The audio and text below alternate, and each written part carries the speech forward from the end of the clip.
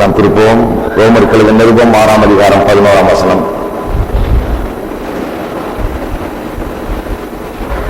அப்படி நீங்களும் உங்களை பாவத்துக்கு மரித்தவர்களாகவும் நம்முடைய கர்த்தராகிய இயேசு கிறிஸ்துவுக்குள் தேவனுக்கென்று பிழைத்திருக்கிறவர்களாகவும் எண்ணிக்கொள்ளுங்கள்.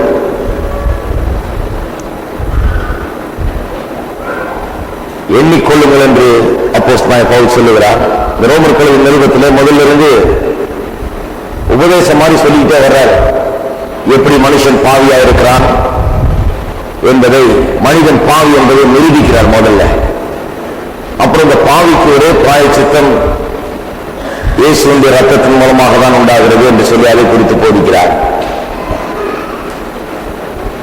போதித்துவிட்டு பிறகு கிறிஸ்துவுக்குள்ளான வாழ்க்கையை குறித்து போதிக்கிறார்.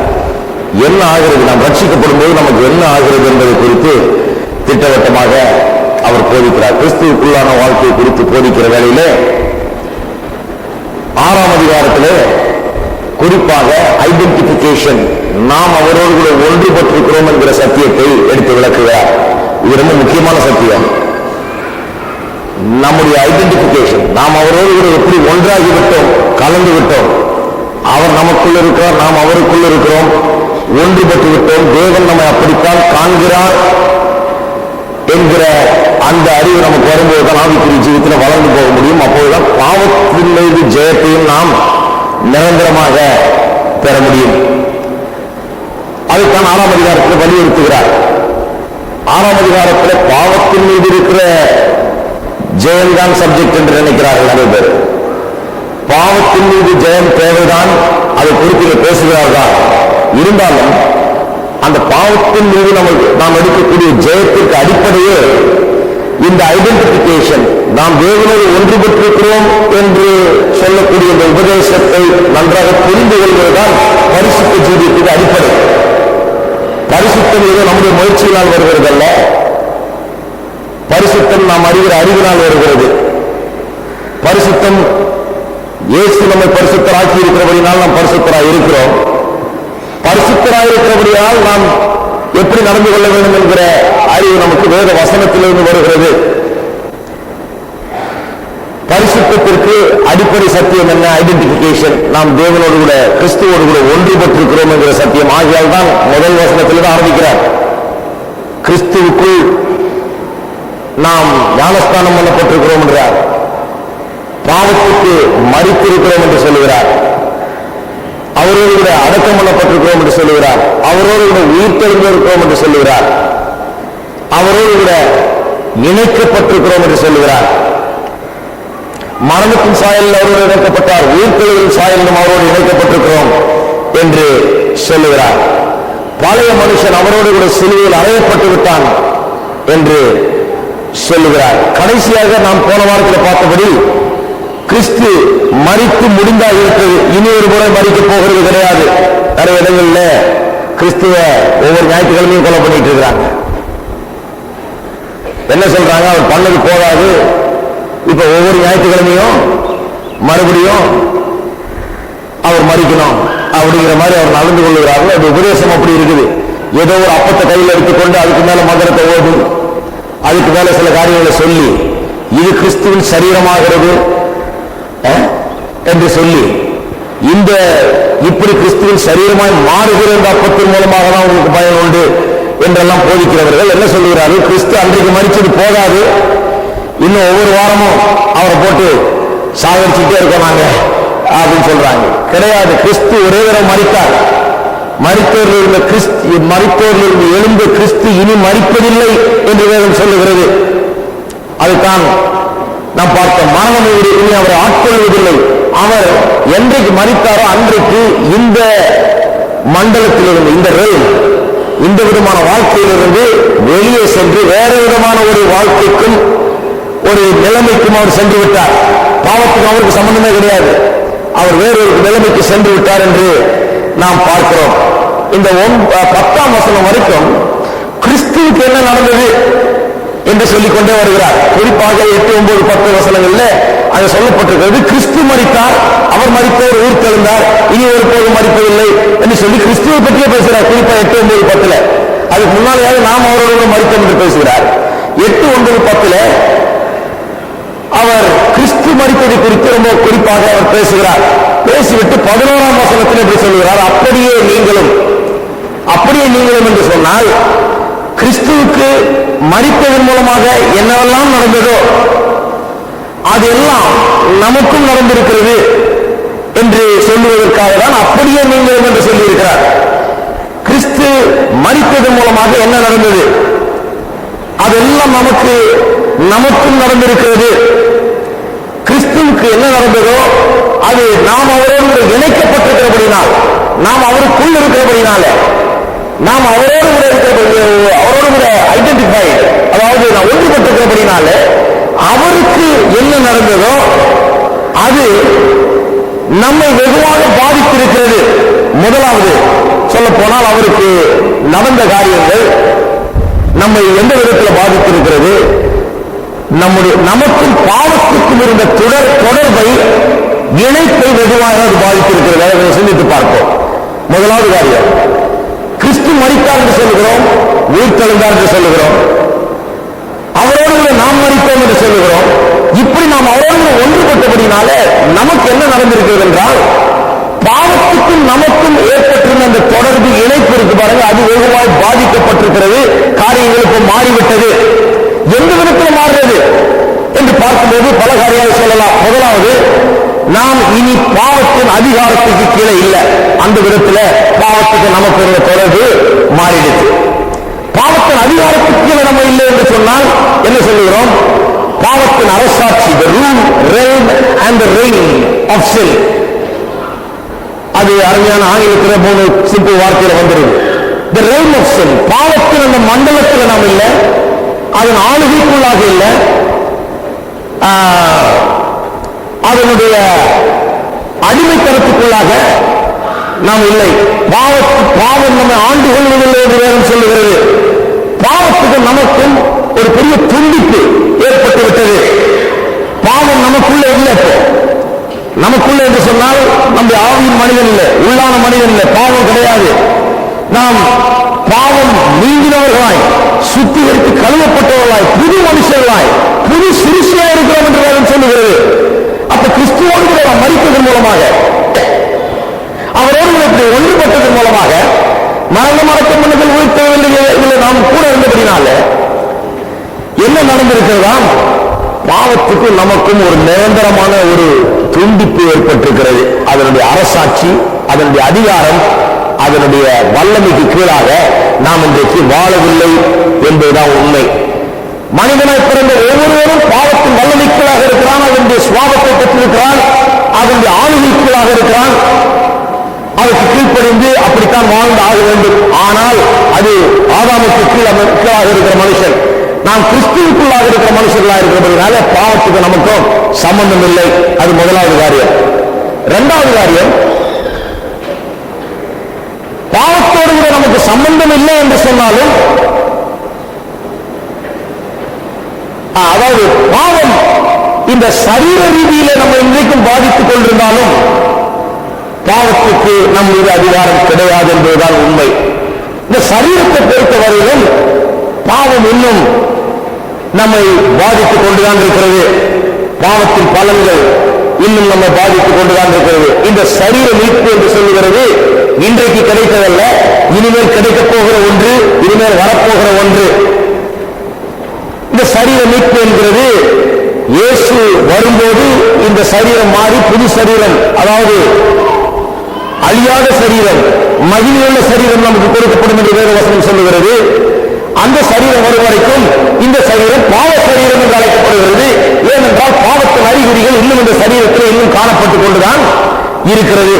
ஆகவே பாவத்துக்கு நம்முடைய சரீரத்துக்கு தொடர்பு இருந்தாலும் கூட பாவத்துக்கு நமக்கும் தொடர்பில்லை.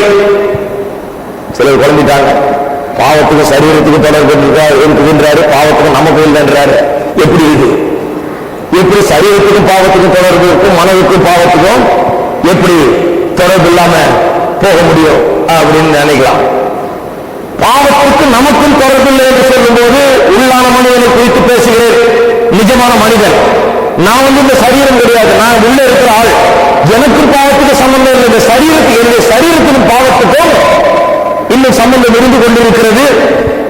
இது பாவ சரீரம் என்று சொல்லுகிறோம். ஆனா சம்பந்தம் இருக்கிறது என்று சொல்வதனால இந்த சரீரத்தில் நாம் பாவம் செய்து தான் வாழணும் என்று அர்த்தம் கிடையாது. அதை நல்லா புரிந்து கொள்ள வேண்டும். ஏனென்றால் என்ன சொல்லுகிறார் 6ஆம் வசனத்துல, நாம் இனி பாவத்துக்கு ஊழியம் செய்யாதபடிக்கு, அதாவது இன்னும் பாவத்தை செய்யாதபடிக்கு பாவ சரீரம் ஒளிந்து போகும்போதற்காக இது அழிஞ்சு அடக்கம் பண்ணப்பட முடியாத பாவ சரீரம் ஒளிந்து போக முடியாதுன்னா இந்த பாவ சரீரத்தினுடைய அதனுடைய ஆசாபாசங்கள் கட்டுப்படுத்தப்படும்படியாக, ஒன்றுமில்லாமலாக்கப்படும்படியாக, அது நம்ம இழுத்து கொண்டு போகாம நம்ம இழுத்து கொண்டு போகிறோம். அந்த நிலைக்கு வரும்படியாக நம்முடைய பழைய மனுஷன் அவருடைய சிலுவையில அறையப்பட்டார். நல்லா புரிஞ்சுங்க, பாவத்துக்கும் நமக்கும் சரீரத்துக்கு சம்பந்தம் இருக்கிறதுனால நான் உள்ளத்துல ஆண்டவருக்காக வாழ்றேன், சரீரத்துல பிசாசுக்காக வாழ போறேன், சரீரத்துல பாவம் செய்துட்டு போறேன், நான் உள்ளத்தின் அளவுல ஆண்டவருக்காக வாழ்றேன், அப்படி கிடையாது. நாம் சிலுவையில கிறிஸ்துவோடு அறையப்பட்டதுக்கு காரணமே என்னவாம், இந்த பாவ சரீரத்தை வைத்துக் கொண்டு பாவத்துக்கு ஊழியம் செய்யாமல் இருக்கும்படியாக தான் கிறிஸ்துவோட சிலுவையில அறையப்பட்டோம். அப்படின்னா என்ன, அந்த அனுபவத்தை பெற்ற நாம், ரட்சிப்பின் அனுபவத்தை பெற்ற நாம், கிறிஸ்துவோடு ஒரு சிலுவையில் அறையப்பட்டோம் என்கிற அனுபவத்தை பெற்ற நாம் இந்த பாவத்துக்கு நீங்கள் ஊழியம் செய்ய வேண்டியதில்லை. இந்த பாவ சரீரத்தினுடைய வல்லமைகள், இதனுடைய அதிகாரங்கள், இதனுடைய இழுப்புகளுக்கெல்லாம் நாம் செல்ல வேண்டியதில்லை. இதற்கு நாம் கட்டுப்பட வேண்டியதில்லை. இந்த சரீரம் நமக்கு கட்டுப்பட வேண்டும். அந்த நிலைக்கு இந்த சரீரத்தை கொண்டு வரும்படியாக, இது சரீர மீட்பு கிடையாது, ஆனா ஒரு கட்டுப்பாட்டு நிலைக்கு இந்த சரீரத்தை கொண்டு வரும்படியாக, சரீரம் நம்ம ஆளாதபடிக்கு நாம் சரீரத்தை ஆளும் நிலைக்கு நாம் கொண்டு வரப்படும்படியாக தான் நாம் ரட்சிக்கப்பட்டிருக்கிறோம் என்று பவுல் அப்போஸ்தலன் சொல்லுகிறார். எத்தனை பேரை விசுவாசிக்கிறீங்க? நாம் ரட்சிக்கப்பட்டது நோக்கமே இந்த சரீரத்தை அடக்கி ஒடுக்கி இதை வைக்க வேண்டிய இடத்துல வச்சு இதை செய்ய வேண்டிய காரியத்தை செய்து செவ்வாய்க்கிழமை வந்தீங்கன்னா வழங்காது. இந்த சரீரம் எதுக்காக கொடுக்கப்பட்டிருக்கிறது அப்படிங்கிறதுனால அதை அறிந்து அதுக்காக வாழ்வது, இந்த சரீரம் எதுக்காக நமக்கு இருக்கிறது என்பதை புரிந்து கொண்டு அதுக்காக இந்த சரீரத்தை பயன்படுத்தி அது நோக்கத்தை நிறைவேற்ற வேண்டும். இதுக்குதான் ரட்சிக்கவே பெற்றிருக்கிறோம். ஆனா அந்த சரீரம் இன்னும் மீட்பு அடைவதில்லை. இந்த பாவ உலகத்தோடு சம்பந்தப்பட்டதாக இருக்கிறது. இந்த சரீரம் இன்னும் பாவத்தில் நம்ம சிக்க வைத்து பார்க்கிறது, பாவத்துக்கு நம்ம இழுக்கிறது. பாருங்க, ரட்சிக்கப்பட்ட ஒரு மனுஷன் பாவம் செய்ய ஓடுறதில்லை. ரட்சிக்கப்பட்ட நீங்கள் உங்களுடைய சரீரத்தின் ஆசாவாசங்களை, இச்சைகளை நிறைவேற்றும்படி சில நேரங்களில் இழுக்கப்படும் போது கொஞ்சம் நின்று யோசித்து பாருங்க. 2 காரியம் வேலை செய்வாங்க. உங்க மனம் சொல்லுது வேணாங்க, உங்க சரீரம் என்ன சொல்லுது வேணும் வேணும். இல்ல என்ன பேசாம இருக்கீங்க? கொஞ்சம் நின்று யோசித்து பாருங்க. மனம் சொல்லுது வேண்டாங்க, சரீரம் என்ன சொல்லுது வேணும் வேணும். சமீபத்தில் ஒரு புத்தகத்தை வாசித்து கொண்டிருந்த ஒரு பெரிய ஒரு பிரசங்கியார், அமெரிக்காவில் ரொம்ப பிரசித்தி பெற்ற ஒரு பிரசங்கியார், நல்ல ஒரு மனுஷன் தான். திடீரென்று ஒரு பெரிய பாவத்தில் அவர் சிக்கி பெரிய அந்த ஊழியத்தெல்லாம் அவர் இழந்துட்டார். பெரிய ஒரு வீழ்ச்சி அவருக்கு ஏற்பட்டது. ரொம்ப திறமசாலி, ரொம்ப நல்ல கத்தரால் உபயோகப்படுத்தப்பட்ட ஒரு பெரிய தேவனுடைய மனுஷன். அவர் ஒரு புத்தகம் எழுதியிருக்கிறார். இப்ப கடைசியில விழுந்து போய் ஜெயிலுக்கு போய் பெரிய பிரச்சனை எல்லாம் ஆகி அவருக்கு ஒரு பெரிய ஒரு வீழ்ச்சி அவருக்கு. கடைசியில் இப்போ ஜெயிலில் வெளியே வந்திருக்காரு. 45 வருஷம் போட்டாங்க, கடைசியில் 4.5 வருஷத்துல விட்டுட்டாங்க, கேஸ் சரியில்லைன்னு சொல்லி வெளியே வந்திருக்காரு. இப்போ ஒரு புத்தகத்தை எழுதியிருக்கிறாரு 600 பக்கத்துக்கு. அதை இப்பதான் வாசித்து முடிச்சேன். அதுல சில நல்ல காரியங்களை சொல்லுகிறார். எப்படி ஒரே ஒரு பாவம் செய்தாராம் ஊழியத்தில் வந்த பிறகு, ஒரே ஒரு தடவை ஒரு கெட்ட காரியத்தை அவர் செய்து விட்டார். 10 வருஷத்துக்கு முன்னால ஏதோ ஒரு தூண்டுதலின் பேர்ல, ஏதோ ஒரு சூழ்நிலையில பிசாசு அந்த பாவத்தை உபயோகப்படுத்தி அவரை வீழ்த்தி விட்டார். அவர் சொல்லுகிறார், அதாவது ஏதோ ஒரு பெண்ணோட தொடர்பு ஏற்பட்டு அதுல அவர் வீழ்ச்சி அடைந்து, அந்த பெண் 10 வருஷமா சும்மா இருந்து 10 வருஷத்துக்கு அப்புறம் நியூஸ் பேப்பர்காரனை கூப்பிட்டு வந்து எல்லாத்தையும் சொல்லி ஆள் இந்த ஆள் பெரிய பெரிய பிரசித்தி பெற்ற பிறகு பெரிய ஊழியத்தை ஸ்தாபித்த வரைக்கும் காத்திருந்து, அதுக்கப்புறம் நீ எனக்கு இத்தனை லட்சம் தரலன்னா உன்னை பற்றி நான் நியூஸ் பேப்பர்கள்லாம் சொல்லிடுவேன் சொல்லி பிளாக்மெயில் பண்ணி இந்த ஆளும் காசை கொடுத்து கடைசியில பிறகு காசும் பத்தாம அந்த பொண்ணு பேசவும் செய்திருச்சு. நியூஸ் பேப்பர்ல சொல்லி அப்படிதான் வீழ்ச்சி உண்டாச்சு. அதை பற்றி அவர் சொல்லுகிறார். அந்த நாளை பற்றி சொல்றார் அவர். நான் அந்த பெண் இந்த அறைக்கு நான் போகும்போது, அந்த அறை வாசலுக்குள்ள நுழையும் போது என் மனம் கதறுகிறது என்று சொல்கிறார். என் உள்ள சொல்லுது, செய்யாத, இது தப்பு, இது தேவையில்லை, இது செய்யவே கூடாது, இது மகா பெரிய தப்பு என்று இந்த மனம் சத்தமிட்டு கதறுகிறது, இந்த மனசாட்சி கூக்குரலிடுகிறது என்று சொல்கிறார். அந்த கூக்குரலையும் நான் அசட்டை பண்ணிவிட்டு நான் போனேன். என்னுடைய வாழ்நாளிலே 15 நிமிஷம் அந்த பெண்ணோட இருந்தேன் என்று சொல்றேன். ஆனா என்னுடைய வாழ்நாளில் எல்லாத்தையும் இழந்துட்டேன். என்னுடைய குடும்பத்தை இழந்தேன், என் மனைவியை இழந்தேன், எல்லாத்தையும் இழந்தேன், என்னுடைய அந்தஸ்தை இழந்தேன், இந்த ஊழியத்தை இழந்தேன், எல்லாத்தையும் இழந்தேன். அந்த ஒரு சில நிமிஷங்கள் என்னுடைய மனம் சொன்னதை கவனிக்காம என்னுடைய சரீரம் சொன்னதை கவனிச்சதுனால அப்படி ஆச்சுங்கிற. எப்போதும் யோசித்து பாருங்க, பாவம் செய்ய தீவிரிக்கும் போது ரெண்டு வேலை நடக்குது. ஒரு விசுவாசி ஜாலியா போய், ஆஹா இன்னைக்கு போய் பாவம் செய்துட்டு வரலாம், இன்னைக்கு ரொம்ப பாவம் செய்யற மூடுல இருக்குது அப்படின்னு எந்த விசுவாசியும் போறதில்லை. உண்மையான விசுவாசி அப்படி செய்ய மாட்டான். அப்படி செய்யறாங்க உண்மையான விசுவாசி இல்லைன்னு அர்த்தம். ஏதோ சம்திங் ராங். ரட்சிக்கப்படணும், இன்னும் ரட்சிக்கப்படல. பாவம் செய்யறதுன்னா நமக்கு ஒன்றும் பெரிய இது அல்வா மாதிரி கிடையாது. நம்ம ஒன்றும் பாவம் செய்யறதுக்காக டெய்லி சுத்தி திரும்பி அலைஞ்சிட்டு இல்லை. அதே நேரத்தில் பாவத்தினால் நாம் இழுக்கப்படுகிறது இல்லை என்று சொல்ல முடியாது. எந்த ஒரு வசதியாரா இருந்தாலும் சரி, எந்த ஒரு சாதாரண விசுவாசியா இருந்தாலும் சரி, எத்தனை வருஷம் சர்வீஸ் உள்ளாளா இருந்தாலும் சரி, பாவத்தின் சோதனைகள் எனக்கு கிடையவே கிடையாது, இது என்ன இழுக்கிறது இல்லைன்னு சொல்ல முடியாது, யாரும் சொல்ல முடியாது. அப்படி சொன்னால் நம்மே நாம் வஞ்சித்துக் கொண்டிருக்கிறோம் என்று சொல்லுகிறது. பாவம் நம்ம இழுக்க பார்க்கிறது. எப்படி இழுக்க பார்க்கிறது? நம்ம சரீரத்தை உபயோகப்படுத்தி இழுக்க பார்க்கிறது. நம்ம சரீரம், அதுவே அந்த சரீரம் பாவ சரீரம். இந்த சரீரத்தின் பாவத்துக்கு தான் தொடர்பு. ஆனா நாம் அதை கட்டுப்பாட்டுக்குள் கொண்டு வர முடியும். எப்படி? நாம் மனம் சொல்லுகிறதை செய்தால், நம்முடைய ஆவி சொல்லுகிறதை நாம் செய்தால், இந்த புதிதாக்கப்பட்ட மனம் சொல்லுகிறதை நாம் செய்தால் இந்த சரீரம் கட்டுப்படும். அதுக்கு அடங்கும். இந்த புதிதாக்கப்பட்ட புது சிருஷ்டியான மனுஷனும் உள்ளான மனுஷனும் இந்த மனமும் சொல்லுகிறதை செய்யாமல் இந்த சரீரம் கேட்கிறதை செய்யும் போதுதான் வந்து வருது. அப்புறம் பாவம் செய்கிறோம். ஆக விசுவாசி பாவம் செய்யும் போது, ஆஹா இன்னைக்கு போய் எப்படி புது விதமா பாவம் செய்யலாம் நான் பார்த்துட்டு இருக்கேன் அப்படின்னு சொல்லி போய் செய்யறதில்லை. ஆனா பாவியா இருக்கிறது அப்படியே செய்துட்டு இருந்தோம். உள்ள ஒரு பெரிய சந்தோஷம், ஒரு சுறுசுறுப்பு. பாவம் செய்யும் போது கடற்கடல் போய் கடற்கடல் கிளம்பி சீக்கிரம் தீவிரிச்சு ஓடி போய் முழு மனசோட அதை செய்துட்டு வந்தோம். எல்லாம் அப்படி பாக்குறீங்க. பாவம் செய்யாத நீங்க பாக்குறது பார்த்தா நான் ஒருத்தர் தான் பாவியா இருந்த மாதிரி இருக்கு. அப்படி ஓடணும், ஓடணும். நம்ம காலை மட்டும் ஓடவே நம்முடைய உள்ளமே எடுத்து கிட்ட பாவம் செய்ய அந்த நேரம் வரும்போது கிட்ட போகும்போது இன்னும் உள்ள புள்ளுது. அப்படி இருந்தோம். ஆனா ரட்சிக்கப்பட்ட பிறகு அப்படி கிடையாது. ரட்சிக்கப்பட்ட பிறகு நம்முடைய காலியல் செயல்கள் அந்த டைரக்ஷனை நோக்கி போகலாம், இழுக்கப்படலாம். நம்முடைய சரீரம் ஒருவேளை சில வித ஆசைகளால் அதை பற்றி இழுக்கப்படலாம். ஆனா நம்முடைய மனமும் என்ன சொல்லுது? இது கூடாது, இது ஆகாது, செய்யக்கூடாது, இது தவறு என்று நம்ம மனசாட்சியும் நம்முடைய மனமும் நமக்குள்ள கதறி கொண்டிருக்கிறது. அது உண்மைதானே? ஒரு ஆள் சொல்றாரு, நான் கிறிஸ்தவனே இல்லைன்னு நினைக்கிறேங்க, நான் விசுவாசியே இல்லைங்க. ஏங்க? ஏன்னா இப்படிதாங்க, என் சரீரம் ஒரு பக்கம் இழுக்குது, என் மனது வேணாம் வேணான்னு கதறுது, அதனால நான் விசுவாசி இல்லை. நான் சொன்ன அதனாலதான் நீ விசுவாசி இல்லை, அதனாலதான் நீ விசுவாசி. நான் விசுவாசியா இருந்து இருக்காதுல்ல, கிடையாது. விசுவாசியா இருந்தாலும் இழுக்கும். விசுவாசியா இருக்கிறதுனாலதான் மனசாட்சி மனமும் வேண்டாம் சொல்லுது. அது விசுவாசின்றதுக்கு அப்பாற்பது. It's the proof that you are a believer. இல்லங்க, அது இருக்கவே கூடாது இல்லைங்களா? அந்த ஆசை வரவே கூடாது இல்லைங்களா? அந்த இழுப்பு இருக்கவே கூடாது கிடையாதுங்க. அது கடைசி வரைக்கும் இருக்கும். ஆனா உள்ள மனசாட்சியும் மனமும் வேண்டாம் என்று கதறுகிறது. அதுதான் பெரிய ப்ரூஃப் இந்த உலகத்திலேயே. பாவங்கள் இழுக்கிறப்போ நான் விசுவாசி இல்லைன்னு நினைச்சிடாதீங்க. ஆனா உங்க மனசாட்சியும் மனமும் இது வேண்டாம்னு சொல்லுது பாருங்க, அது நீங்கள் விசுவாசி, நீங்கள் ரட்சிக்கப்பட்ட ஒரு புது மனுஷன் என்பதை நிரூபிக்கிறது. இல்லையா? எத்தனை பேர் ரட்சிக்கப்பட்ட புது மனுஷன் இன்னைக்கு? அப்ப பாவத்துல இழுப்புண்டு போகிறத பார்த்து ஐயோ நான் விசுவாசியே இல்லை, நான் என்ன அப்படி இழுக்கிறது அப்படின்னு நினைக்க கூடாது.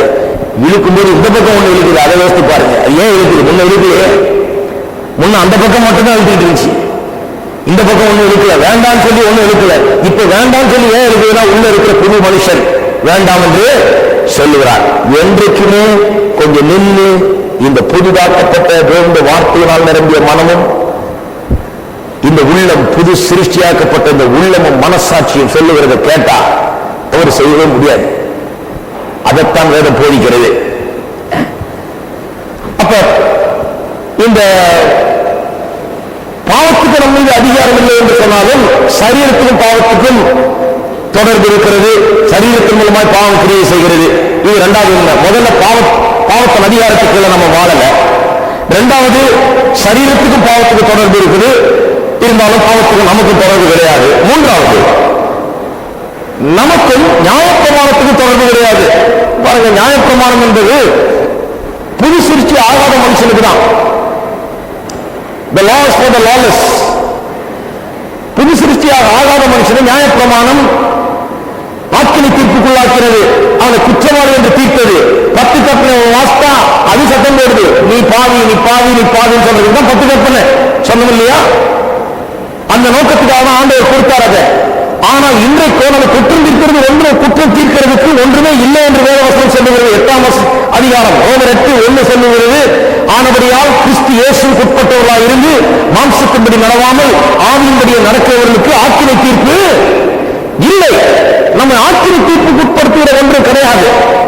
நம்ம இன்றைக்கு குற்றவாளிகளாய் தீர்க்கிற நியாயப்பிரமாணம் கிடையாது. நாம் கிறிஸ்துவுக்குள்ள இருக்கிறோம். நியாயப்பிரமாணம் அப்பாற்பட்டவர்கள். கிறிஸ்து எப்படி மரித்த போது நியாயப்பிரமாணத்தை விட்டு அவர் நியாயப்பிரமாணத்துக்கு அப்பாற்பட்டவரானாரோ அதுபோலவே நாமும் அவருக்குள் மரித்த போது, அவரோடு கூட மரித்த போது நியாயப்பிரமாணத்துக்கு அப்பாற்பட்டவர்களானோம். இந்த உலகத்தில் கிறிஸ்து வந்தபோது வேதம் சொல்லுகிறது, அவர் he was born of a woman made under the law. அதாவது ஒரு ஸ்திரீயின் மூலமாய் பிறந்து நியாயப்பிரமாணத்துக்கு உட்பட்டவராக இருந்தார் என்று வேதம் சொல்லுகிறது. நியாயப்பிரமாணத்துக்கு கீழ்ப்படிய வேண்டியவர், கீழ்ப்படிய வேண்டிய கடமையாக இருக்கிறது. நியாயப்பிரமாணத்துக்கு உட்பட்டவர் அவர். இந்த குறுகிய உலக வாழ்க்கையிலே அவர் நியாயப்பிரமாணத்துக்கு உட்பட்டவராக இருந்தார். அவர் என்னைக்கு செத்து உயிரோடு இருந்தாரோ அன்னையிலும் நியாயப்பிரமாணத்துக்கு அவருக்கும் சம்பந்தம் கிடையாது. நியாயப்பிரமாணத்துக்கு உட்பட்டவர் கிடையாது, அதுக்கு அப்பாற்பட்டவர் அவர். நாமும் அப்படித்தான். நியாயப்பிரமாணத்திற்கு அதனுடைய நியாயப்பிரமாணத்துக்கு கீழாக நாம் இல்லை, அதற்கு உட்பட்டவர்கள் இல்லை. நியாயப்பிரமாணத்துக்கு அப்பாற்பட்டவர்கள் என்றால் நாம் அவரோடு கூட இருந்தோம். 4வது காரியம், மரணத்துக்கு நம் மீது அதிகாரம் கிடையாது. பாவத்துக்கு மட்டுமல்ல, மரணத்துக்கு நம் மீது அதிகாரம் கிடையாது. இயேசு சொன்னார், என்னை விசுவாசிக்கிறவன் ஒரு காலம் மரிப்பதில்லை என்று சொன்னார். He that believeth on me shall never die. ஒரு காலம் மரிப்பதில்லை, மரித்தாலும் பிழைப்பான். இப்படி எல்லாம் சொல்லியிருக்கிறார். என்ன அர்த்தம்? இதனுடைய அர்த்தம் என்ன? விசுவாசிக்கிற நாம், விசுவாசிகளாக இருக்கிற நாம் மரணத்தினால் ஆட்கொள்ளப்படுவதில்லை. சொல்லலாம், என்னையா எல்லாரும் மறிக்க வேண்டியது இருக்கிற ஒரு நாள், கிறிஸ்தவர்கள் தானே மறிக்கிறாங்க, எல்லாம் ரட்சிக்கப்பட்ட விசுவாசிகள் தானே மறிக்கிறாங்க அப்படின்னு சொல்லலாம். மறிக்கிறாங்க உண்மைதான். ஆனால் அந்த மரணத்துக்கு நம்ம மேல அதிகாரம் கிடையாது. இப்பொழுது கிறிஸ்தவ விசுவாசிக்கு மரணம் என்பது ஒரு வாசல் மாதிரி ஏற்படுச்சு. இந்த வாசல்ல போந்து அந்த உலகத்தில் போகிறார், அவ்வளவுதான். மரணம் நம்மை வீழ்ச்சி அடைய செய்கிற ஒன்று அல்ல, மரணம் நம்மை தோற்கடிக்கிற ஒன்று அல்ல. மரணத்தை ஜெயித்தவர் நம்முடைய ஆண்டவராக இருக்கிறார். மரணத்தின் ஆளுகைக்கு உட்பட்டவர்கள் அல்ல நாம். ஆகையால் தான் நாம் அவிசுவாசிகளை போல் துக்கிக்கிறதில்லை. மரணத்தை குறித்து நமக்குள்ள ஒரு பெரிய நம்பிக்கை இருக்கிறது. நாம் மரிப்பதில்லை, நாம் போய் கர்த்தரோடு கூட நித்திய நித்தியமாக வாழுகிறோம். மரணம் உண்மையாகவே மரணம் என்றால் என்ன என்றால் தேவனை விட்டு பிரிந்திருப்பதுதான் மரணம். அதான் 2ஆம் மரணம். இந்த 2ஆம் மரணம் அநேக பேருக்கு வரப்போகிறது. இயேசுவை ஏற்றுக்கொள்ளாதவர்கள் இந்த 2ஆம் மரணத்துக்குள்ளாக வாழப்போகிறார்கள். அது என்ன மரணம்? இந்த உலகத்தில் நாம் மரிக்கிறது ஒரு பெரிய மரணம் கிடையாது. இதிலிருந்து மனுஷன் திரும்ப எழுப்பப்படுகிறான். 2ஆம் மரணம் என்று சொல்லுவது, மரணம் என்றால் உண்மையாக என்னன்னா தேவனை விட்டு மனுஷன் பிரிக்கப்படுகிறது. நரகம் அதுதான். தேவனை விட்டு பிரிக்கப்பட்ட மனுஷன் தேவ அற்ற நிலையில வாழ்கிறான். தேவனை நீ காண மாட்டான். தேவனுக்கு அவனுக்கு ஒண்ணு தொடர்பே இருக்காது. தன்னை உண்டாக்குறவர் அறிய மாட்டான், அவரோடு தொடர்பு கொள்ள மாட்டான். அப்ப அதுதான் மனுஷனுக்கு கிடைக்கக்கூடிய பெரிய தண்டனை. அந்த மரணம் நமக்கு கிடையாது. இந்த மரணமும் நம்ம மேற்கொள்ளுகிறது கிடையாது. இந்த மரணம் நம்மை ஆட்கொள்ளுகிறது கிடையாது. ஆகையால் தான் மரணமே கூறெங்கே, பாதாளமே ஜெயமெங்கே என்ற அப்போஸ்தலனாகிய பவுல் சொல்லுகிறார். ஏன்? மரணத்தின் கூர் பாவம், பாவத்தின் பலன் நியாயப்பிரமாணம் என்று வேதவசனம் சொல்லுகிறது. இந்த மரணத்தின் கூர் பாவமாயிருச்சு பாருங்க. அந்த பாவத்தை ஒன்றுமில்லாமல் ஆக்கினபடினாலே, அந்த நியாயப்பிரமாணத்துக்கும் அப்பாற்பட்டவர்களாக நாம் இருக்கிறபடினாலே, இந்த மரணத்தினுடைய அந்த வேதனையும் வேறும் கூறும் ஒன்றுமில்லாமல் ஆகிவிட்டது. அது இல்லாமல் உப்புச்சத்து இல்லாமல் ஆயிடுச்சு மரணம். மரணம் என்கிறது இப்பொழுது தேவனுடைய பிரசன்னத்திலே ஒரு விசுவாசி செல்லக்கூடிய ஒரு வாசலாக இருக்கிறது, அவ்வளவுதான். அப்படித்தான் நாம் பார்க்கிறோம். ஆகையால் தான் வேத மரணத்தை நித்திரை என்று அழைக்கிறது.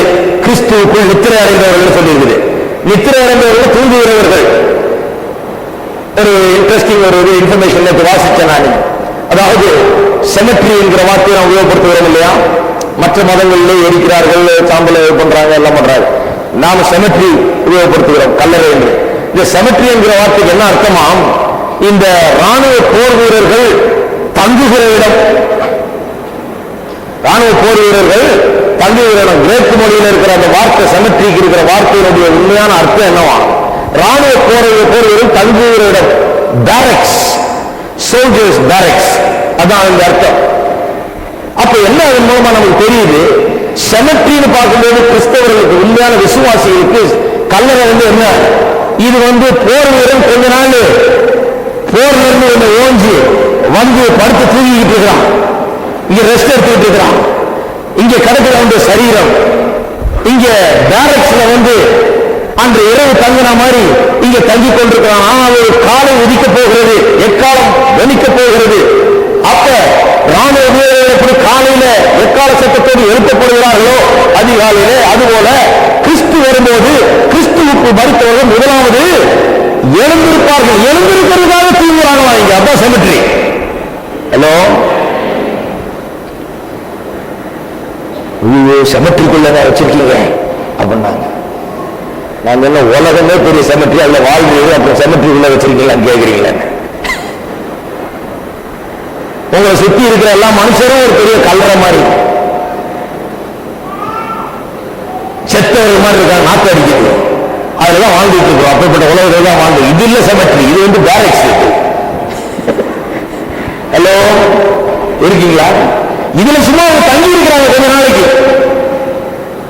யுத்த வீரர்கள் இங்க படுக்க வச்சு படுக்கிறது இங்க, அவ்வளவுதான். எக்காலம் வெடிக்க போது கல்றவன் திறக்க போது எல்லாம் வெளியே வருவாங்க. அதுதான் இதை கண்டு நாம் பயப்படுறது இல்லை, இதை கண்டு ஊன்றது இல்லை. இதெல்லாம் நத்திங். நமக்கு மரணத்தை குறித்த வேற விதமான எண்ணம் நமக்கு இருக்கிறது. மரணத்துக்கு நம்ம அதிகாரம் கிடையாது. ஐந்தாவது, பாவம் நம்மை அடிமைப்படுத்துகிறது இல்லை. Sin can never make me its slave or captive again.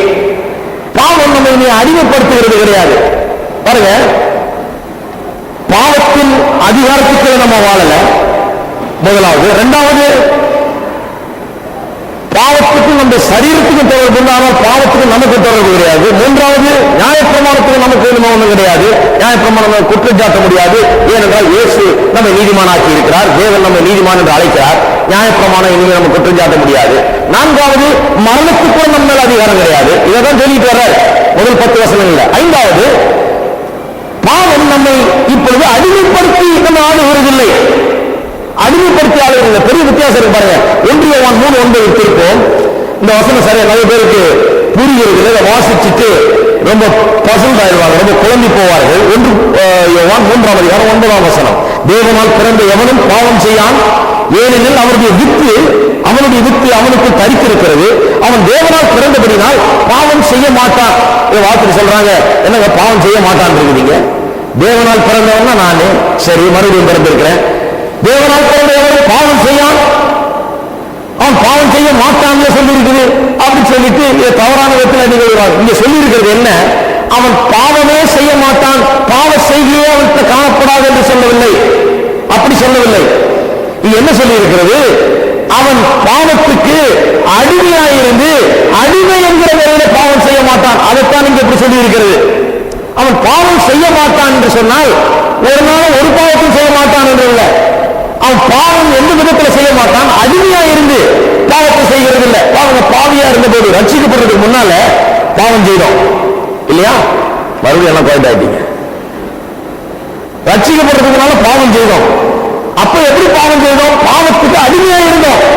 அப்ப ரட்சிக்கப்படும் போது இன்னைக்கு நான் பாவம் செய்ய போறேன், இல்ல நீ பாவம் செய்யல அப்படின்னு தீர்மானிக்க முடியுதா? நம்மளால கிடையாது. அது பாட்டு இழுக்குது, அலை மாதிரி, அது வெள்ளம் மாதிரி வந்து அடிச்சுட்டு போகுது. நம்மள பாவம் செய்ததான் ஆகணும். கட்டி சங்கிலி போட்டு இழுத்துட்டு போற மாதிரி தரன்னு பாவம் இழுத்துட்டு போகுது. கழுத்துல சங்கிலி, காலில் சங்கிலி, கையில சங்கிலி. பாவத்திலிருந்து விடுபட முடியாது. நான் பாவம் செய்ய மாட்டேன்னு சொல்ல முடியாது. அந்த நிலையில இருந்தோம். ரட்சிக்கப்படும் முன்னால பாவத்துக்கு அடிமையா இருந்தோம். அப்ப பாவம் எப்படி செய்தோம்? அடிமைகளா இருந்து பாவம் செய்தோம். நல்லா புரிந்து கொள்ள வேணும். இப்ப அடிமைகளா இருந்து பாவம் செய்யறது இல்ல. இப்ப என்ன பண்ண விடுதலை ஆக்கப்பட்டுட்டோம். இப்ப எப்படி நம்ம பாவம் செய்யறோம்? நல்லா கவனிச்சுங்க. நல்லா யோசிச்சு யோசனை பண்ணி செய்யலாமா வேணாமான்னு பண்ணி உள்ள கத்துது வேணான்னு, மனமும் சொல்லுது வேணான்னு, அப்புறம் நாம் நம்முடைய சுய சித்தத்தை உபயோகப்படுத்தி பாவம் செய்யறோம். முன்ன சுய சித்தத்தை உபயோகப்படுத்தி பாவம் செய்யல. பாவத்துக்குள்ள இருக்கும்போது ரட்சிக்கப்படும் முன்னால பாவத்துக்கு அடிமைகளா இருந்தோம்னு வேணும் சொல்லுது. அடிமை வேற எதுவும் பண்ண முடியாது, சாய்ஸ் கிடையாது. நிறைய பேர் நினைச்சிட்டு இருக்காங்க பாவியா இருக்கிற மனுஷனுக்கு ரட்சிக்கப்படுறதுக்கு முன்னால அவனுக்கு பெரிய சாய்ஸ் எல்லாம் அப்படியே இருந்தது கிடையாது.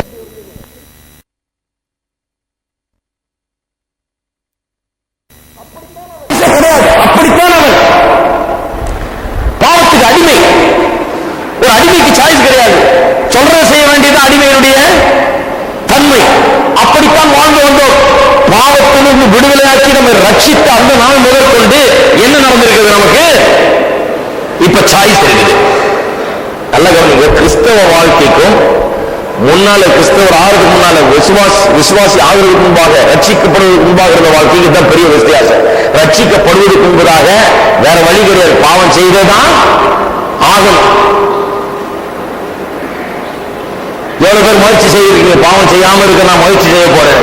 அப்ப முடியாது. பாவம் செய்ததான் ஆகணும். பாவத்துக்கு அடிமைகளா இருந்தோம். ரட்சிக்கப்பட்ட பிறகு பாவம் செய்யாமல் இருக்க முடியும். இப்ப சாய்ஸ் இருக்குது நமக்கு. இப்ப ஒரு தருணம் நமக்கு முன்பாக வைக்கப்பட்டிருக்கிறது. பாவம் செய்யறதுனாலும் செய்யலாம், நீதியை செய்யறதுனாலும் செய்யலாம். நாம் நீதியை செய்ய தெரிந்து கொள்ள வேணும். அதுதான் இப்ப சொல்ல போற 11ஆம் வசனத்திலிருந்து அதுதான் தொடங்குற. இப்ப ஒரு பெரிய சாய்ஸ் நமக்கு முன்பாக வைக்கப்பட்டிருக்கிறோம். விடுதலையாக்கப்பட்டிருக்கிறோம். இனி பாவத்துக்கு அடிமை இல்லை. பாவம் தான் செய்தாகணும் கிடையாது. பாவத்துக்கு ஊழியம் தான் செய்தாகணும். பாவம் இருக்கிறப்பதான் போய் ஆகணும் கிடையாது. இப்ப என்ன பண்ணுகிறோம்? நாம் ஒரு பெரிய சாய்ஸ் உள்ளவர்களா இருக்கிறோம். சாய்ஸ் சொன்னா ஒவ்வொரு பாவத்தை நாம் இப்போது செய்யும் போதும் நம்முடைய தெரிந்து கொள்ளுதலின்படி செய்யறோம். அதை நாம் தெரிந்து கொண்டுதான் செய்யறோம். ஒழிய என்னால முடியல அதனால போய் செய்தது கிடையாது. ஒவ்வொரு தடவை பாவம் செய்யும் போதும் நாம் தெரிந்து கொண்டு அந்த பாவத்தில் போய் நாம் விழுகிறோம். நம்மையே நாம் அதில் தள்ளி கொள்ளுகிறோம். நாம் அதில் விழ வேண்டிய அவசியம் இல்லை.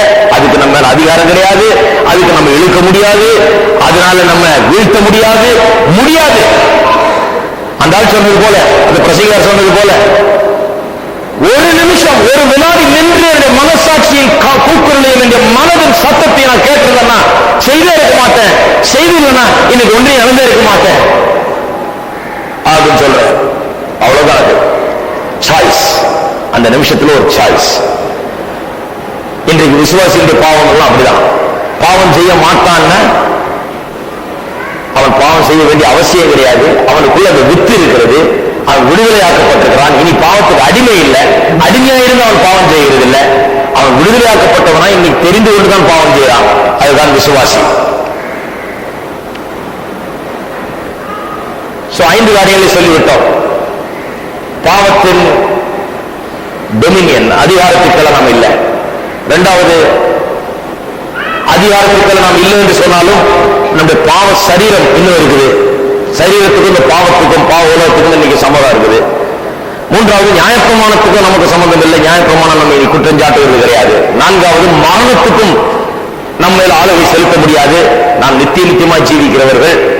மரணம் என்பது இப்ப புதிய கண்ணோட்டத்தோடு பார்க்கப்படுகிறது. அந்த கூறு வேறெல்லாம் ஒண்ணும் இல்லாமல் போயிடுச்சு. அந்த சக்தியே இல்லாமல் போயிடுச்சு. ஏன்னா பாவத்தை நம்முடைய ஜீவித்திலிருந்து தேவன் ஒழித்து இருக்கிறார். ஆகையால அதுக்கு நமக்கு சம்பந்தம் இல்லை. 5வது காரியம், இப்பொழுது சொன்னபடி பாவம் நம்ம அடிமைப்படுத்த முடியாது. இந்த 5 காரியங்களை சொல்லிட்டு தான் 11ஆம் வசனத்தை சொல்லுகிறார்.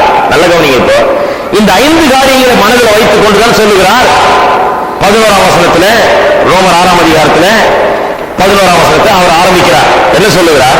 அப்படியே இப்ப இந்த 5 காரியங்களை மனதில் வைத்துக் கொண்டு அப்படியே வாசிக்க வேண்டும். அப்படியே நீங்களும் உங்களை பாவத்துக்கு மரித்தவர்களாகவும் நம்முடைய கர்த்தராகிய இயேசு கிறிஸ்துவுக்குள் தேவனுக்கு பிழைத்திருக்கிறவர்களாகவும் எண்ணிக்கொள்ளுங்கள். எண்ணிக்கொள்ளுங்கள் என்ற வார்த்தையை கவனிக்க வேண்டியதா இருக்குது. பாவத்துக்கு மரித்திருக்கிறோம், பாவத்துக்கு நமக்கு சம்பந்தம் இல்லை, பாவ சரீரத்துக்கு சம்பந்தம் இருக்குது, நியாயப்பிரமாணத்துக்கு நமக்கு சம்பந்தம் இல்லை, மரணமே நம்ம ஆட்கொள்ள முடியாது, பாவத்துக்கு நம்ம அடிமையாக ஆக முடியாது. இப்படி இருக்க நாம் என்ன பண்ணணுமா? இப்போ இது உண்மை என்று நாம் எண்ணிக்கொள்ள வேண்டும். இவைகள்லாம் உண்மை. எதெல்லாம் உண்மை? பாவத்துக்கு நமக்கு என்ன சம்பந்தம் கிடையாது, பாவத்தின் அரசாட்சிகள் இல்லை, நாம் அடிமைத்தனத்தில் இல்லை, பாவத்தின் ஆளுகைக்குள்ளாக அதிகாரத்துக்குள்ளாக நான் இல்லை அப்படிங்கிறதை நான் என்ன பண்ண வேண்டுமா? எண்ணிக்கொள்ள வேண்டுமா? இல்லைங்கிறது உண்மை, அதெல்லாம் ஒழித்திருச்சு நம்முடைய வாழ்க்கையில் என்கிறது உண்மை. ஆனா நாம் எண்ணிக்கொள்ளுகிறோமா இல்லையா என்பது ஒவ்வொருவரையும் பொறுத்து இருக்கிறது. இருக்கிறீங்களா? நாம் பாவத்துக்கு செத்தோம், பாவத்துக்கு நமக்கு சம்பந்தம் கிடையாது, அதுக்கு ஆளுகை கீழே இல்லை, அதிகாரத்துக்கு கீழே இல்லை, அதுக்கு அடிமைகளாக நாம் இல்லை அப்படிங்கிறத வேதத்தின்படி சத்தியம். நீங்க அதை நம்புறீங்களோ இல்லையோ, விசுவாசிக்கிறீங்களோ இல்லையோ, அது மாதிரி நடக்கிறீங்களோ இல்லையோ, அது சத்தியம், அது வேதம் சொல்லுது. ஆனா நீங்க அப்படி எண்ணும் போதுதான் உங்களுக்கு பாவத்தின் மீது ஜெயம் கிடைக்கிறது, உங்களுக்கு ஒரு வெற்றியான வாழ்க்கை கிடைக்கிறது. வேதம் சொல்ற சத்தியம் நிறைய இருக்குது. அதனால பாருங்க, நிறைய பேர் தலைநிகரையில வச்சு பைபிளை வச்சு எதாவது நடக்குன்னு பாக்குறாங்க. ஒன்றும் நடக்காது, ஒன்னும் நடக்காது. போயிட்டு சாட்சி ஏதாவது காத்து கருப்பெல்லாம் ஓடிடுன்னு நினைக்கிறாங்க தலைநிகரையில வச்சா. ஒண்ணும் கிடையாதுங்க. இதுக்குள்ள சத்தியம் இருக்குது. இந்த சத்தியம் தான். நீங்க விசுவாசிக்கிறீங்களோ இல்லையா சத்தியம் தான். இந்த சத்தியத்தை தூக்கி வரும் தலானி கடியில வச்சீங்கன்னா அந்த தலானி கடியிலே கிடக்கு போகுது, அவ்வளவுதான். உங்களுக்கு ஒரு பிரயோஜனமும் கிடையாது. இந்த சத்தியத்தை அறிவீர்கள், சத்தியம் உங்களை விடுதலையாக்கும். விடுதலை எப்ப வருது? சத்தியம் இருக்கிறதுனால வரல, சத்தியத்தை அறியும் போதுதான் விடுதலை வருகிறது. ரொம்ப கவனிக்க வேணும். இன்னைக்கு அநேக கிறிஸ்தவ ரட்சிக்கப்பட்ட விசுவாசிகள் வாழ்க்கையில் விடுதலை இல்லை. ஏன்னா சத்தியத்தை அறியல, சத்தியத்தை வச்சுட்டு இருக்கிறாங்க, பெருசா வச்சுட்டு இருக்கிறாங்க.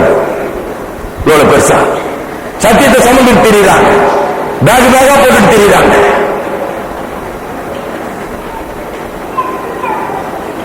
வாசிக்கிறாங்க நிறைய. சத்தியம் இருக்கிறதுனாலயோ, சத்தியத்தை வாசிக்கிறதுனாலயோ, சத்தியம் உண்மையா இருக்கிறதுனாலயோ பிரயோஜனம் கிடையாது. சத்தியம் நமக்கு தெரியணும். அதுதான் சொல்லுகிறார், இதெல்லாம் சத்தியம். பாவத்தோடு நம்முடைய உறவு துண்டிக்கப்பட்டு விட்டது, நாம் பாவத்துக்கு அடிமையில் இல்லை, அதன் அதிகாரத்தில் இல்லை. இதெல்லாம் சொல்லிட்டு சொல்றாரு, நீ அப்படி எண்ணிக்கொள்ளுகிறாயா? அப்படி நாம் எண்ணிக்கொள்ள வேண்டும். எண்ணிக்கொள்ளுகிறவங்க நமக்கு வெற்றி. என்ன எண்ணிக்கொள்ள வேணும்? பாவத்துக்கு எனக்கு சம்பந்தம் கிடையாது, நான் துண்டிக்கப்பட்டு விட்டேன். இயேசு எப்படி மரித்து உயிர்த்தெழுந்த பிறகு இந்த பாவ உலகத்துக்கு அப்பாற்பட்டவரானவரோ அதுபோல நானும் அப்படி இருக்கிறேன். மரணத்துக்கு எந்த அதிகாரம் கிடையாது, பாவத்துக்கு நான் அடிமை கிடையாது. அப்படி எண்ணுகிறோமா? நிறைய கிறிஸ்தவர்கள் அப்படி எண்ணுகிறது இல்லை பாருங்க. அதனாலதான் அவர்களுக்கு வாழ்க்கையில பாவத்தின் மீது வெற்றி கிடையாது. ஏனென்றால் அப்படி எண்ணுகிறது இல்லை. சத்தியத்துல கோளாறு இல்லை, சத்தியத்தை அறியாத கோளாறு தான். ஹலோ, சத்தியத்துல கோளாறு இல்லைங்க, சத்தியத்தை அறியாத கோளாறு. எண்ணிக்கொள்ள வேண்டும். எண்ணிக்கொள்ள வேண்டும் என்று சொன்னால் அதை நினைத்து பார்க்க வேண்டும், அதை தியானிக்க வேண்டும், அதை கணக்கிலிட வேண்டும். இதன் விளைவாக நாம் எப்படி இருக்க வேண்டும் என்பதை நினைத்து பார்க்க வேண்டும்,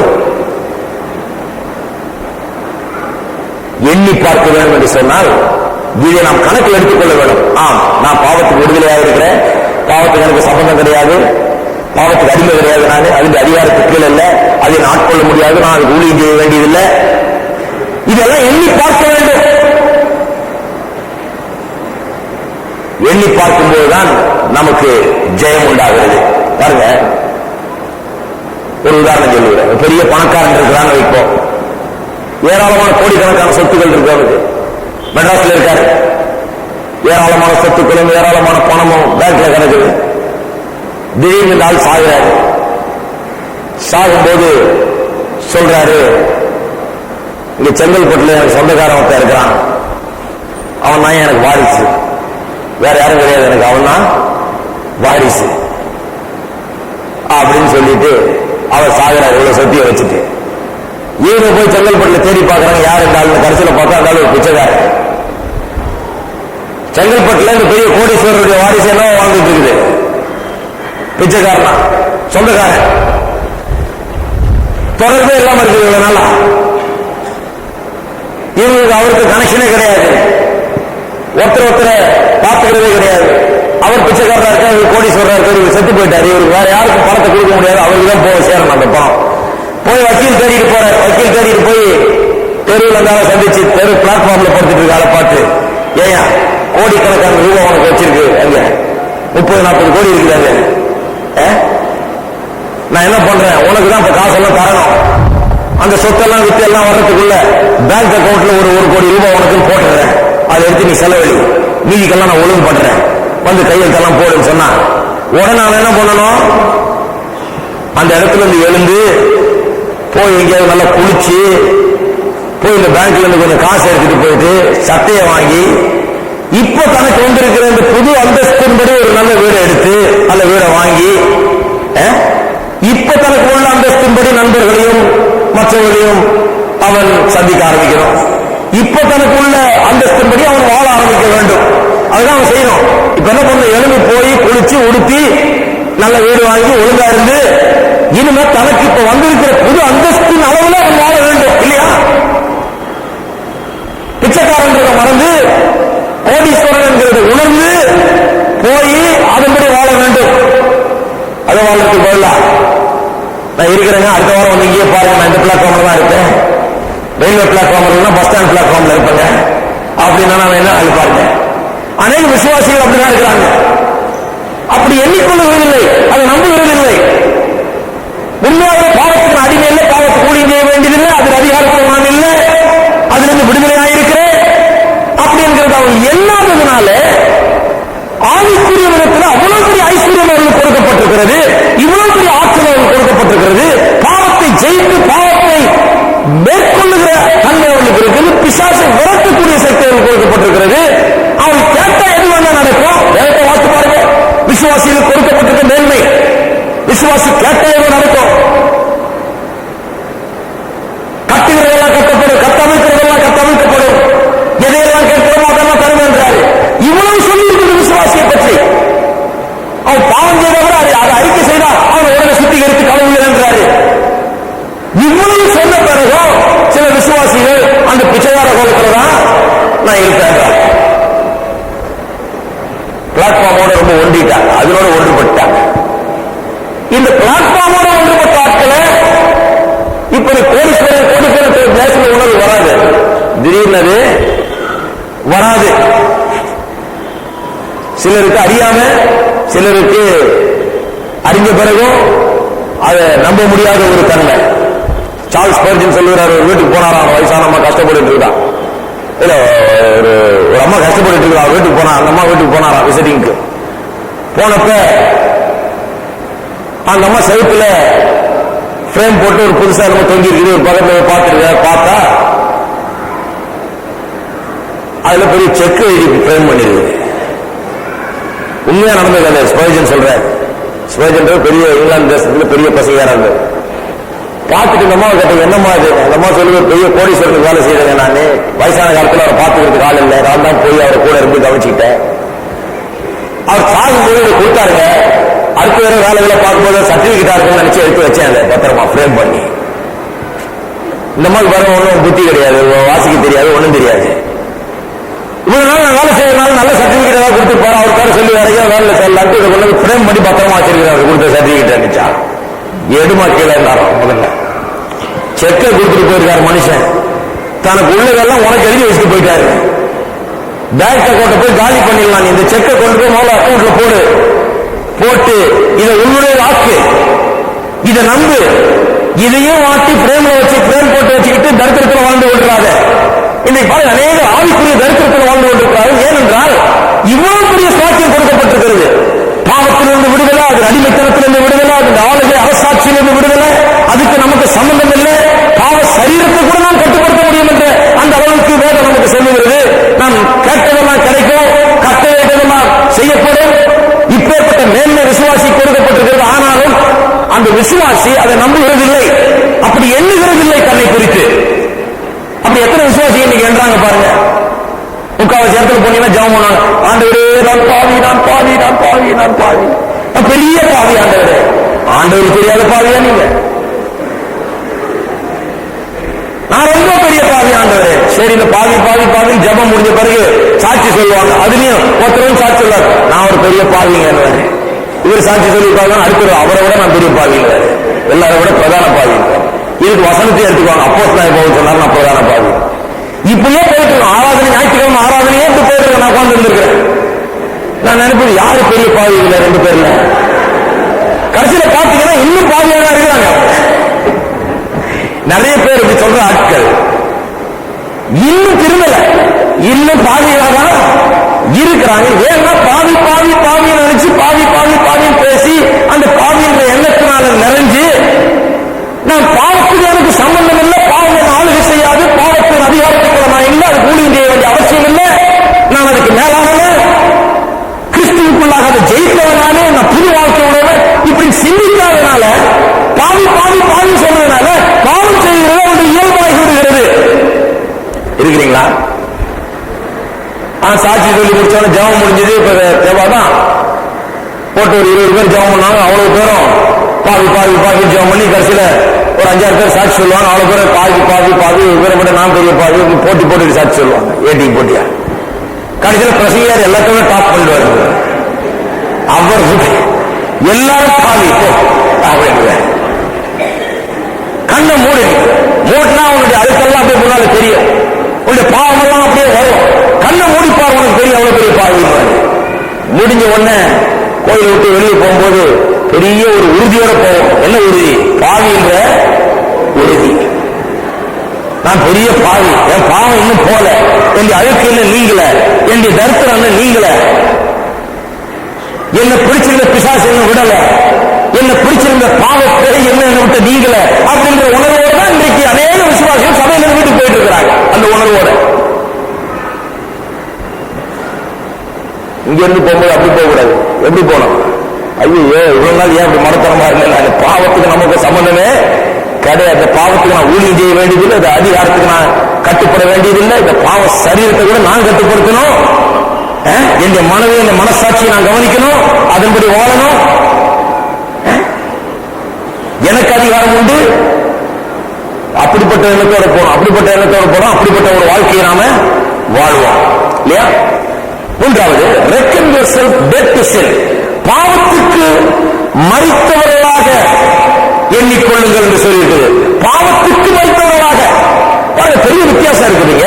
கிறிஸ்து நம்முடைய பாவங்களுக்காக மரித்தார் என்பதற்கும் பாவத்துக்கு நாம் மரிக்கிறதுக்கும் பெரிய வித்தியாசம். There is a big difference between Christ dying for our sins and Christ dying to sin and us dying with him to sin. கிறிஸ்து நம்முடைய பாவங்களுக்காக சிலுவையில மரித்தார் என்றது மற்ற வசனங்களில் போதிக்கப்படுகிறது. ஆனால் ரோமர் 6ஆம் அதிகாரத்தில் கிறிஸ்து நம்முடைய பாவங்களுக்காக மரித்தார் என்கிற சத்தியம் போதிக்கப்படவில்லை. இது ஒரு பெரிய வெளிப்பாடு, நீங்க பெற்றுக்கொள்ள வேணும். இந்த வெளிப்பாடு எல்லாம் போகக்கூடாது. ரோமர் 6ஆம் அதிகாரத்தில் கிறிஸ்து நம்முடைய பாவங்களுக்காக மரித்தார் என்கிற சத்தியம் போதிக்கப்படவில்லை. அது வேற இடத்துல சொல்லுது. 2 கொரிந்தியர் 5:21 சொல்லப்பட்டிருக்கிறது. பாவம் இல்லாத அவர் நமக்காக பாவமானார். ஏன்? நாம் தேவனுடைய நீதியாகும்படியாக அவர் நமக்காக பாவமானார். அது நம்முடைய பாவங்களை சுமந்து நம்முடைய பாவங்களுக்காக நம்முடைய ஸ்தானத்திலே நமக்காக அவர் மரித்தார், நம்முடைய பாவங்களுக்காக. அது வேறங்க, அது இங்க போதிக்கப்படவில்லை. நிறைய பேருக்கு அதுக்கு இதுக்கு பெரிய வித்தியாசம் இருக்குன்னு தெரியாது. இங்க கிறிஸ்து பாவங்களுக்காக மரித்தார் சொல்ல, பாவத்திற்கு மரித்தார் சொல்லி இருக்குது. எதுக்கு மரித்தாரா? பாவத்திற்கு. பாவங்களுக்காக மரித்தார் சொன்னா நம்முடைய பாவங்களுக்கான தண்டனையை ஏற்றுக்கொண்டு அவர் மரித்தார் அர்த்தம். பாவத்துக்கு மரித்தார் என்று சொன்னால் பெரிய வித்தியாசம். என்ன வித்தியாசம்? பாவங்களுக்காக நம்முடைய தண்டனை ஏற்றுக்கொண்டு மரித்தார் என்றல்ல, பாவத்திற்கு மரித்தார் என்று சொன்னால் இந்த பாவ உலகத்துக்கு மரித்தார், இந்த பாவ சூழ்நிலைக்கு மரித்தார், இந்த பாவ ஆளுகைக்கு மரித்தார். கிறிஸ்து மரித்த போது எப்படி மரித்தார்? பாவத்துக்கு மரித்தார் சொன்னா இந்த பாவ உலகத்துக்குள்ள ஒரு நாள் வந்து இருந்தார். அவர் பாவம் செய்கிறது, ஆனா பாவ உலகத்தில் வாழ்ந்தார், பாவ சூழ்நிலையில் வாழ்ந்தார். ஆனா பாவத்துக்கு மரித்தார் சொன்னா இப்ப அந்த பாவ சூழ்நிலையிலிருந்து, பாவத்தின் அதிகாரத்திலிருந்து, பாவத்தின் வல்லமை அவரை சுற்றி இருந்தது. இவர் பாவம் செய்யல, இருந்தாலும் சோதிக்கப்பட்டார் சொல்லி இருக்குது. அதிலிருந்து இன்னொரு மண்டலத்தில் அவர் பாவத்துக்கு மரித்தோம். கிறிஸ்து நம்முடைய பாவங்களுக்காக மரித்தார், அது வேற. பாவத்துக்கு நாம் மரித்தோம் என்று சொல்லும் போது இந்த பாவத்திலிருந்து நாம் துண்டிக்கப்பட்டோம், பாவத்துக்கு மரித்தோம். பாவத்தை பொறுத்தவரை நாம் செத்து விட்டோம், முடிஞ்சது, அதான் அர்த்தம். பாவத்துக்காக ஒருவர் மரிக்கிறது வேற, பாவத்துக்கு சாகிறது வேற. பாவத்துக்கு செத்தோம்னா இனிமே பாவத்துக்கு நமக்கு சம்பந்தமே கிடையாது, பாவத்துக்கு நாம் செத்து விட்டோம். எல்லாரும் கையில் வைத்து சொல்லுவோம், பாவத்துக்கு நான் மரித்திருக்கிறேன், கிறிஸ்துவோடு கூட பாவத்துக்கு மரித்திருக்கிறேன். இது ஒரு பெரிய வெளிப்பாடு பாருங்க. அநேகர் கிறிஸ்து நம்முடைய பாவங்களுக்காக மரித்தார் என்கிறதை உணர்கிறார்கள், அறிகிறார்கள். அது ஒரு லெவல். பாவங்களுக்காக கிறிஸ்து மரித்தார் என்று புரிந்து கொண்டீர்கள் ரட்சிக்கப்படுவீர்கள் இல்லையா? ரட்சிக்கப்படுவீர்கள். கிறிஸ்து பாவங்களுக்காக மரித்தார், அதுக்கப்புறம் ஒரு இம்ப்ரூவ்மெண்ட் இருக்காதுங்க. பாவத்துக்கு நீங்களும் மரித்திருக்கிறீர்கள் அவரோடு கூட அப்படிங்கிறத புரிந்து கொள்ளலன்னா வெறும் பாவத்திற்காக அவர் மரித்தார் ரட்சிப்பு உண்டு. பாவத்துக்கு நீங்கள் மரித்திருக்கிறீர்கள் விசுவாசிக்காரர்களுக்காக உங்களுக்கு பாவத்திலிருந்து விடுதலை உண்டு.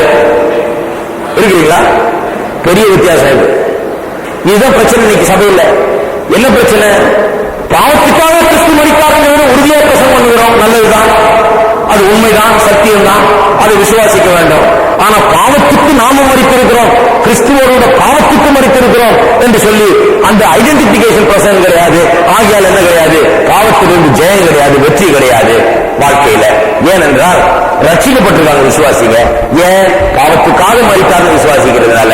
பாவத்துக்கு மரிச்சிட்டோம், பாவத்துக்கு செத்துட்டோம், இனி பாவம் செய்ய தேவையில்லை, அந்த அதிகாரத்தில் நாம் இல்லை இருக்கிறத இன்னும் அவர்கள் விசுவாசிக்கவில்லை. ஆகியால் தான் ஜெயமும் வெற்றியும் கிடையாது. இருக்கிறீங்களா?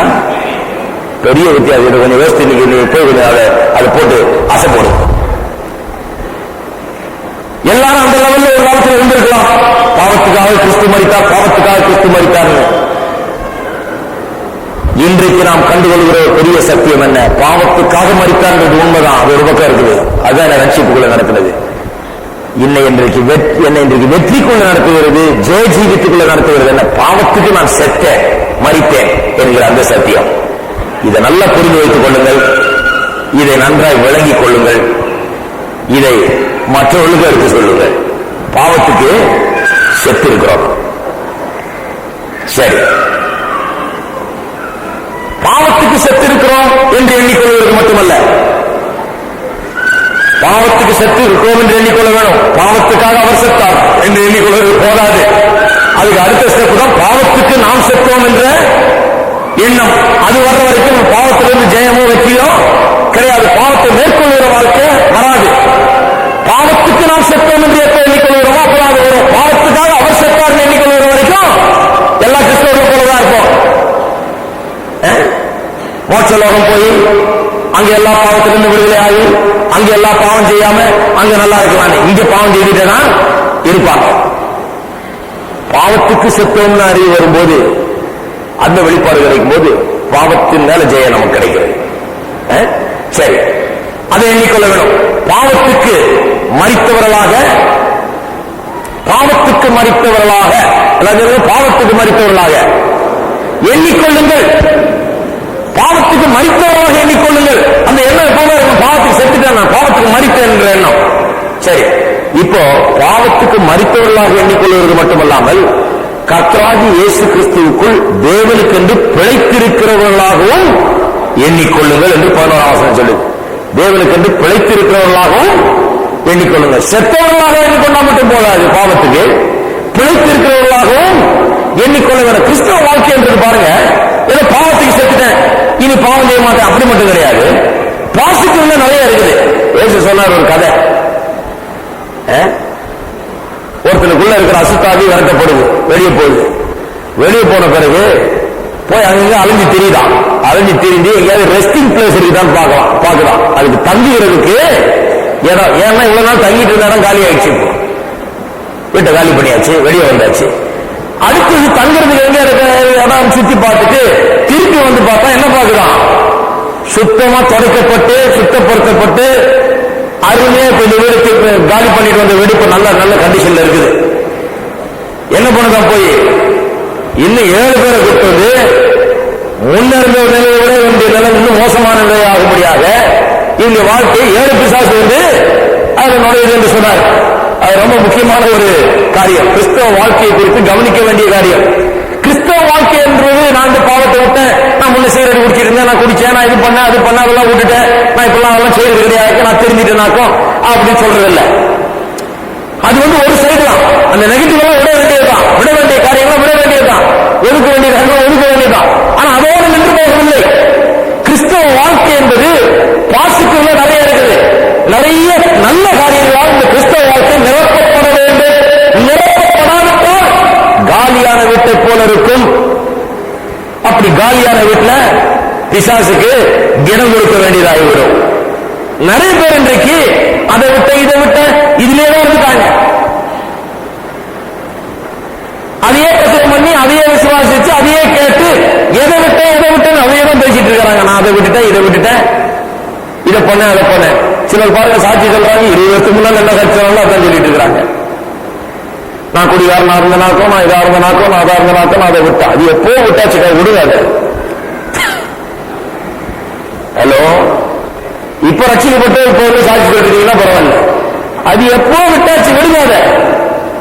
அந்த சாட்சியை பெரிய மேன்மைப்படுத்தாங்க. எதை விட்ட அந்த சாட்சியை இன்னாரும் 20 வருஷத்துக்கு அப்புறம் என்ன பேசிட்டு இருக்கணும், இப்ப எனக்கு என்ன இருக்குதுன்றதை பற்றி பேசிட்டு இருக்கணும். ஆள் மாறி இருக்கணும். இருக்கிறீங்களா? கிறிஸ்து இயேசுக்குள்ளாக, கர்த்தராகிய இயேசு கிறிஸ்துவுக்குள் தேவனுக்கென்று பிழைத்திருக்கிறவர்களாகவும் எண்ணிக்கொள்ளுங்கள். பிழைத்திருக்கிறவர்களாகவும் எண்ணிக்கொள்ளுங்கள் என்பதை பற்றி சில காரியங்கள் சொல்ல வேண்டியது இருக்குது.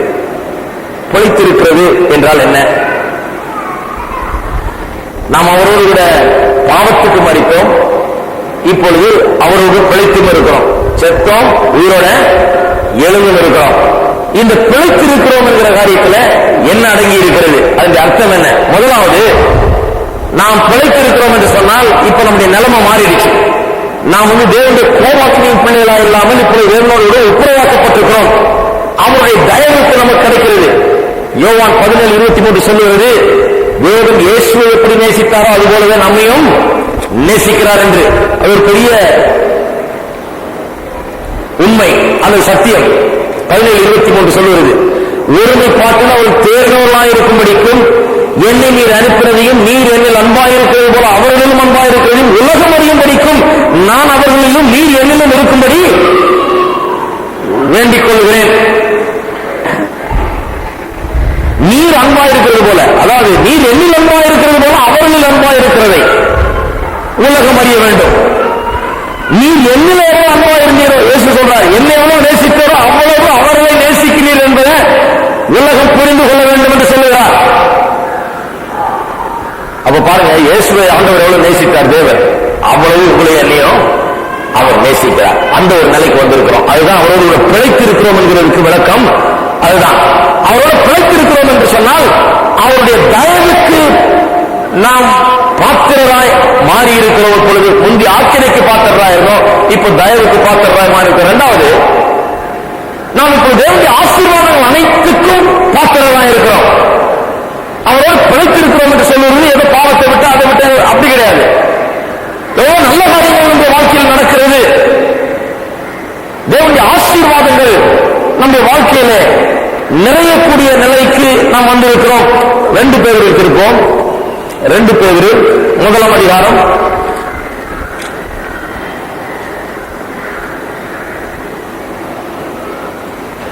3ஆம் வசனம், தம்முடைய மகிமையினாலும் காருண்யத்தினாலும் நம்மை அழைத்தவரை அறிகிற அறிவினாலே ஜீவனுக்கும் தேவ பக்திக்கும் வேண்டிய யாவற்றையும் அவருடைய திவ்ய வல்லமையானது நமக்கு தந்தருளினதுமன்றி இச்சையினால் உலகத்திலிருந்து உண்டான கேட்டுக்கு தப்பி திவ்ய சுவாபத்துக்கு பங்குள்ளவர்களாகும் பொருட்டு மகா மேன்மையும் அருமையுமான வாக்கு தத்துவமும் அவைகளாலே நமக்கு அருளப்பட்டிருக்கிறது. பாருங்க, நமக்கு கொடுக்கப்பட்டிருக்கிற மகா மேன்மையான வாக்கு தத்தங்களை குறித்து பேசப்படுகிறது. மகா மேன்மையான வாக்கு தத்தங்கள் நமக்கு கொடுக்கப்பட்டிருக்கிறது. தேவனுடைய வார்த்தையிலே அவருடைய ஆசீர்வாதங்கள் அனைத்தும் நமக்கு வார்த்தையின் வடிவிலே கொடுக்கப்பட்டிருக்கிறது. எல்லாம் இருக்குது. நமக்கு செழிப்பு இருக்குது. எதுல இருக்குது? வசனத்தில் இருக்குது. சுகம் இருக்குது எங்க இருக்குது? வசனத்தில் இருக்குது. விடுதலை இருக்குது எங்க இருக்குது? வசனத்தில் இருக்கு. சந்தோஷம் எங்க இருக்கு? வசனத்தில் இருக்குது. எல்லாம் வாக்குத்தத்தத்தின் வடிவில் கொடுக்கப்பட்டிருக்கிறது. டாக்டர் போனீங்கன்னா என்ன கொடுக்குறாரு? சுகத்தை எப்படி கொடுக்குறாரு? டேப்லெட் வடிவில் கொடுக்குறாரு, ஊசி வடிவில் ஏற்கிறார் இல்லையா? அப்படிதான் ஆண்டவர் அந்த வார்த்தையின் வடிவில் கொடுத்திருக்கிறார். இதை எடுத்துக்கோ,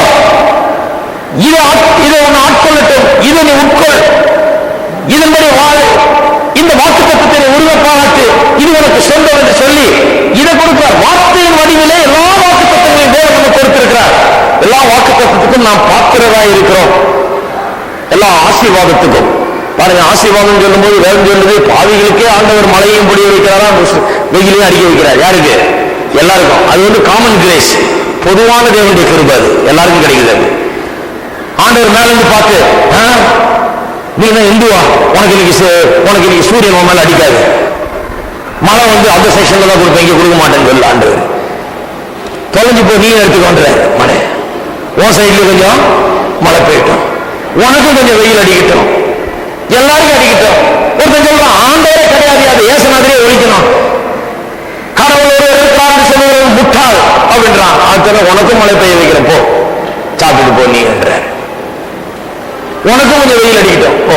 இந்த வெயில் மழைங்கிறது வேணும் என்பது எல்லாருக்கும் கிடைக்கிற ஆண்டவருடைய கிருபை, அது எல்லாருக்கும் ஆண்டவர் பாராட்டுற கிருபை. ஆனா நமக்கு விசேஷமாக இயேசு கிறிஸ்துவின் மூலமாக, கல்வாரி சிலுவையின் மூலமாக விசேஷ கிருபைகளை அவர் பாராட்டி இருக்கிறார். அந்த கிருபையை பற்றி தான் சொல்றேன், அந்த ஆசீர்வாதங்களை பற்றி சொல்றேன். அது உலகத்தில் இருக்கிறவங்களுக்கு வருகிறது இல்ல, அது இயேசு கிறிஸ்துவை விசுவாசித்து இருக்கிற நமக்கு வருகிறது. விசேஷ ஆசீர்வாதங்கள் நமக்கு வெறும் வெயிலும் மழையும் கிடையாது, நிறைய இருக்குது விஷயம்.